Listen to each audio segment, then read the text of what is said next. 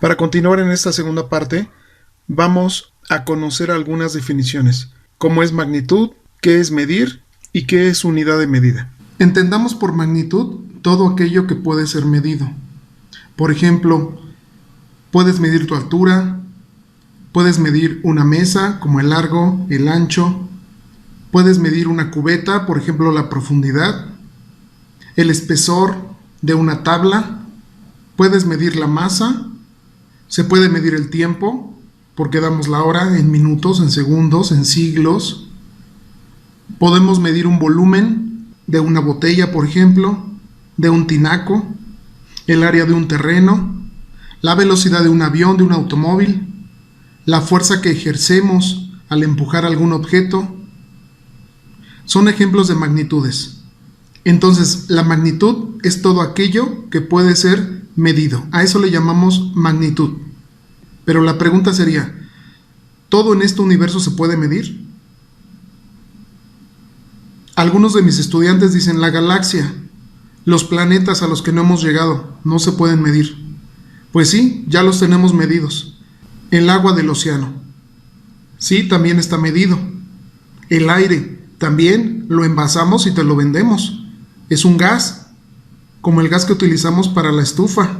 Se envasa, se pesa, se mide su volumen, o sea, lo tenemos bien medido, también es una magnitud. Tenemos formas, maneras, mecanismos para poderlo hacer, que más adelante lo vamos a ver. ¿Habrá algo que no podamos medir entonces? Sí, los sentimientos, como el amor, no hemos podido medirlo todavía, o el odio, la felicidad, la ira, la envidia. Estas cosas no pueden ser medidos. En general son los sentimientos. Y estas no pueden ser consideradas como magnitudes. Pero a todo esto, ¿qué es medir? Bueno, medir es comparar una magnitud con otra de la misma especie. ¿Y la unidad de medida? El nombre de unidad de medida o patrón se proporciona a toda magnitud de valor conocido y perfectamente definido, utilizado como referencia para medir y expresar el valor de otras magnitudes de la misma especie. Por ejemplo, una de las características principales que debe cumplir un patrón de medida es que sea reproducible. Quiere decir que si yo encuentro la manera de medir los sentimientos, por ejemplo el amor, y logro medir el amor de alguna forma, esta manera que estoy utilizando para medirlo tiene que ser posible que se reproduzca en cualquier parte del mundo, en algún laboratorio o en un lugar determinado. Todo mundo tendría que ser capaz de reproducir la forma que encontré para poder medir el amor. No se vale que yo diga que ya estoy midiendo el amor y que ningún otro en el mundo pueda hacerlo más que yo. Así no funcionan las cosas y así no funciona la ciencia. Unidad de medida. El nombre de unidad de medida o patrón se proporciona a toda magnitud de valor conocido y perfectamente definido, utilizado como referencia para medir y expresar el valor de otras magnitudes de la misma especie. Una de las características principales que debe de cumplir un patrón de medida es que sea reproducible. Esto quiere decir que estos patrones de medida pueden ser reproducibles en cualquier parte del mundo. El metro patrón lo puede obtener cualquier persona de cualquier país en su laboratorio. Así el kilogramo patrón, el segundo patrón, todas las unidades patrón pueden ser reproducibles, no son exclusivas de ningún país. Aquí en México contamos con el Centro Nacional de Metrología, por sus siglas CENAM. Este se encuentra ubicado en el municipio del Marqués, en Querétaro. El CENAM es una institución del Gobierno de México que desarrolla y mantiene los patrones nacionales de medida en varios campos de la ciencia. Es depositario de los patrones nacionales de medida, entre ellos la unidad de masa, que es el kilogramo, y de la unidad de longitud, que es el metro. Calibra instrumentos y patrones para la industria y universidades. Da asesorías y cursos especializados. También genera y provee la hora oficial de México, mediante un conjunto de relojes atómicos.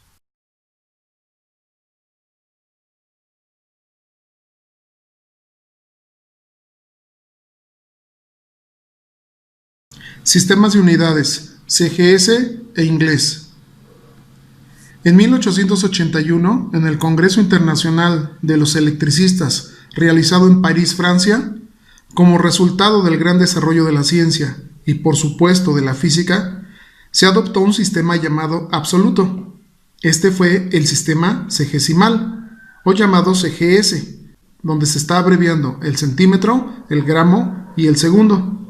Esto fue propuesto por el físico alemán Carl Gauss. En dicho sistema, las magnitudes fundamentales y sus unidades de medida son: para la longitud es el centímetro, para la masa se utilizó el gramo y para el tiempo el segundo.